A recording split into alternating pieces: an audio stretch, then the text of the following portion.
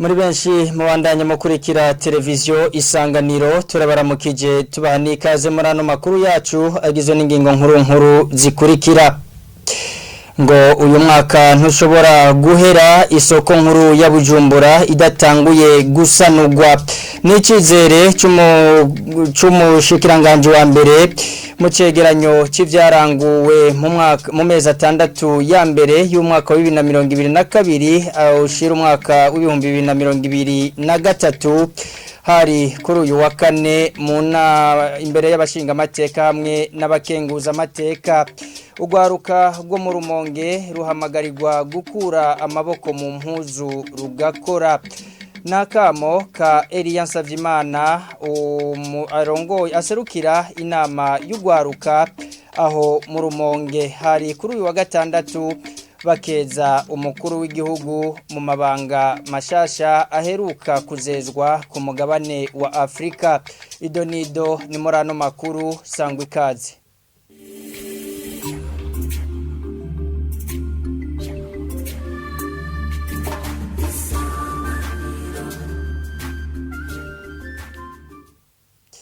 Twongera kubaramutsa amakuru yacu tuyatangurire mu gisata ca politike. Amahera leta yari yarategekanije mu mwaka w'2021 ushira umwaka w'2022 ngo yakoreshejwe nkuko byari bitunganijwe biri mu cegeranyo c'inama shikiranganje yakoranye kuwa gatatu w'inondwi. Prosper Ntahogwamiye n'umunyamabanga mukuru akaba n'umuvugizi wa leta asigura ko mu vyatumye haba amafaranga yiyongera ku yarategekanijwe vyatumye nuko harimwo ayarishwe mu mashirahamwe mpuzamakungu. Iyo nteguro yashikirijwe n'umushikiranganje jejwiga ca leta gutunganya imigambi y'iterambere. Integuro y'ibwirizwa ryerekana ingene amahera ya leta yakoreshejwe ikomoka ku ibwirizwa ryerekeye ingene amahera ya leta akoreshwa, aho rivuga ko integuro mwene izo zishikirizwa inama nshingamateka na nkenguzamateka mu kiringo c'amezi 8 umwaka urangiye. Nico gituma ubushikiranganje bujejwe ikiga ca leta bwateguye iyi nteguro. Amahera leta yategekanije muri uyu mwaka yakoreshejwe nk'uko vyari bitunganijwe n'ibwirizwa rishinga ayo mahera muri uwo mwaka. Mu mwaka w'amahera w'2021 ushira umwaka w'2022 hatanzwe uturusho tungana na miliyaridi 102 imiliyoni 960 n'ibihumbi 359 n'amajana 558 z'amahera y'amarundi, mu gihe hari hategekanijwe imiliyaridi 18 gusa. Uko kurenza ayategekanijwe vyavuye hanini kugora kumenya no gutegekanya uturusho igisata kijejwe iterambere kironsa abanyamitahe, uturusho turonswa ubuserukizi bw'ibindi bihugu mu Burundi, amasoko ajanye n'inyubako za leta canke ibindi bikoresho atangwa hagati mu mwaka, imiti gugwa mu mwaka hagati bigora kumenya ingene izoba ingana, ibigugwa n'abagira neza mu mwaka hagati. Kubijanye n'amahera yakoreshejwe arenze ku yari yategekanijwe, ahanini vyavuye ku mahera Uburundi bwarishe mu mashiramwe mpuzamakungu burimwo uturusho dutangwa ayakoreshejwe mu gisata c'amabarabara no mu kiga kijejwe kugwanya urudandazwa rw'amagendo. Inama shikiranganje imaze guhanahana ivyiyumviro kuri iyo nteguro yarayemeje isaba bikurikira: kongera muri iyi nteguro ibisata vyibagiwe kandi vyinjiza amahera n'inyungu mu kigega ca leta, gukuramo amashirahamwe yanditswe ko yinjiza amahera muri leta kandi yarahomvye muri kazoza, kugerageza kugabanya ubutandukane hagati y'amahera yategekanijwe n'ayakoreshejwe, guheraheza igikorwa kijanye no kugara amashirahamwe yahomvye, kunagura ishirahamwe ryahora rikora amacupa Verundi. Prosper Ntahogwamiye n'umunyamabanga mukuru akaba n'umuvugizi wa leta. Abashinga amateka hamwe n'abakenguza amateka bararajwe ishinga n'isanurwa ry'isoko nkuru ya Bujumbura. Hashikirizwa icegeranyo c'ivyaranguwe na leta mu mezi atandatu ya mbere y'umwaka wa 2022 ushira 2023 kuri uyu wa kane basaba kwisanurwa ry'iyo soko ryoshigwa imbere.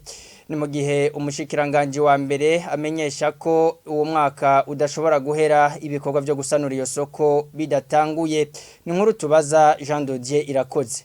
Bamwe mu bashinga amateka n'abakenguza amateka bifuza kumenya nimba igikorwa cyo kubaka isoko nkuru ya Bujumbura kiri mu bikorwa leta yateguye kurangura muri uyu mwaka w'ibihumbi 2022 ushira ibihumbi 2023 mu gihe bitaruko bagasaba ko mu bikurikira coshirwa mu bikorwa biza imbere.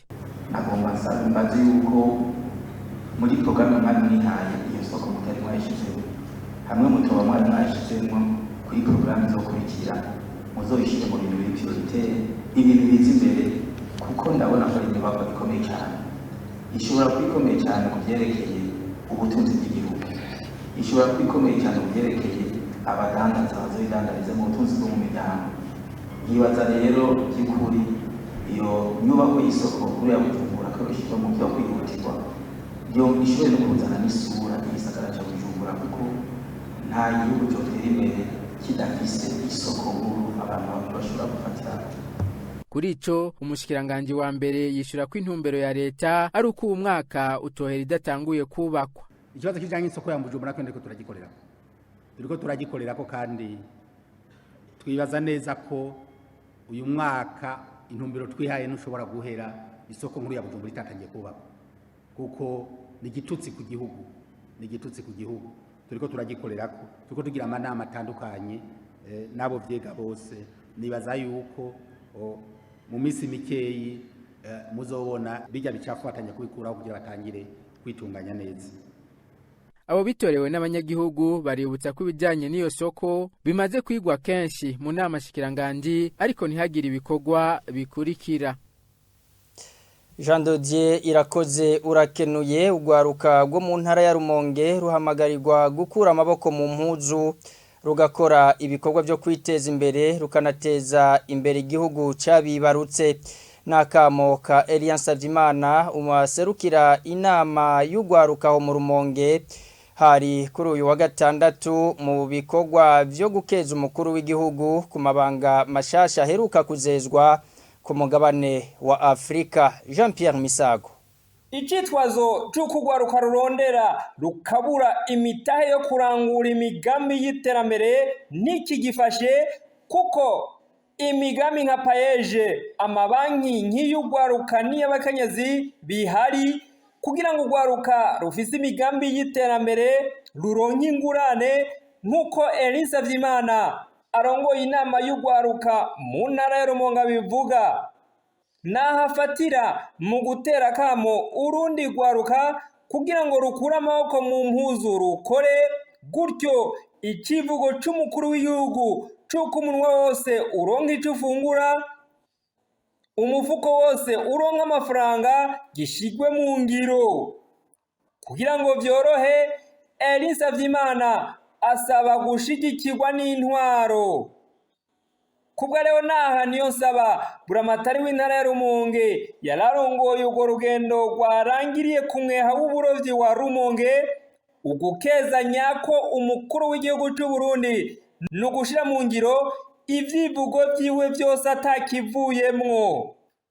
Kabaya karyo ko kwerekana abategetsi bo mu Rumonge baherutse kuzezwa amabanga atandukanye n'umukuru w'igihugu uhereye kuri ba mustanteri bashasha baherutse kuzezwa kurongora amakomine ya Bugarama, Buyengero na Rumonge. Jean Pierre Misago na urakenuye umugwi w'igihugu ujejwe agateka kazi na muntu CNIDH usaba ko kongererezwa uburyo uhabwa kugira ushobore kurangura neza imirimo ujejwe.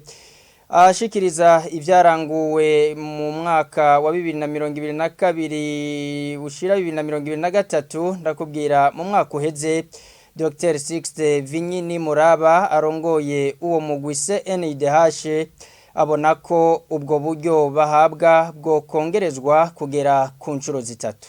Amahera leta yashize ku ruhara rwacu angana n'umumiliyaridi umwe ibihumbi 677 n'amajana 496 ariko amahera twagiye gukoresha yararenze gato kuko hariho ibintu vy'ingendo urwego rw'umukuru w'igihugu baturihira canke intererano baturihira mu gihe amahera aba yaheze mugabo duteranije yose dusanga ari 1,813 n'ibihumbi 517 n'amahera 361. Ni ukuvuga muri ayo mahera iyo ibwirizwa rihejeje gutorwa bakayaduha duca tugenda tukaraba ingene tugabura ibikorwa dusanzwe dukora. Murazi ko dufise imigwi iri gutatu, hari ivyo bita guteza imbere agateka kazi. Duhere kuwa mbere ni bijanye n'ingene dusanzwe dukora, aho twovuga guhemba abakozi, abakomiseri, ibijanye no gukoresha imiduga, ibijanye n'igitoro, ivyo vyose, ibijanye no kuriha internet na communication. Ivyo rero ubiteranije ku bakozi bose no ku bikoresho dufise vyose hamwe bigwa ku miliyaridi 1,461 n'ibihumbi 857 hamwe n'amahera 172. Ni ukuvuga ayasigaye niyo dushobora gukoresha muri ivyo bikorwa. Muri ko muratubwira ibikorwa dushobora kurangura, dutegezwa kubishira muri aya mahera makeyi asigaye, nayo usanga ari miliyoni zitarenga cyane 200. Ni ukuvuga ko bijya bikorwa byose muri ko murabidusaba, dutegeza kuraba ingene vyoja ngaha, navyo ntibishoboka. Mu byo duca tukora, duca dufata ayo mahera make dusigaranye tukagerageza kuyagaburira imigwi 3 mikuru y'ivyo dukora. Ni ukuvuga duca duhera muri protection des droits de l'homme. Muri uyu mwaka twaciye tubaha imiliyoni 74 ibihumbi 43 hamwe n'amahera 439. Ayo niyo yagiye muri protection.